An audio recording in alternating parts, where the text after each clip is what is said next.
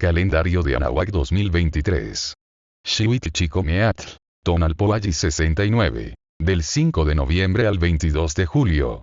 Además de organizar el Tonalpoalli en trecenas, los huehuetoltecas también lo ordenaron en ventenas, que dentro del Tonalpoalli se llaman Sempoalcalli, de Sempoalli 20, y calle y casa, es decir es una vuelta completa por el círculo de las 20 casas, siempre empezando en dragón y finalizando en flor. El Tonalpoalli no se combina con las otras cuentas, sino que las otras cuentas se forman de Tonalpoalli, así un año civil se compone de un Tonalpoalli más 5 Sempoalcalla y de otro y una quintana llamada Nemontemi, la cual no puede romper de ninguna manera el consecutivo de los 13 números o las 20 casas. Sempoalcalli 11. 6 Dragón. 24 de mayo.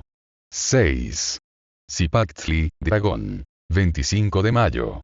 7. Eecatl, viento. 26 de mayo. 8. Calli, casa. 27 de mayo. 9.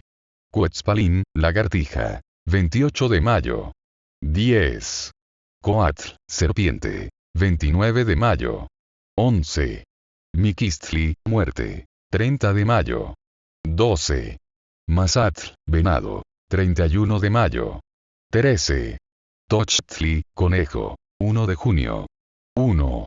Atl, agua. 2 de junio. 2. Itzcuintli, perro. 3 de junio. 3.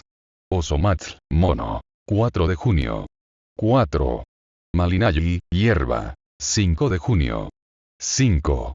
Acatl, caña. 6 de junio. 6.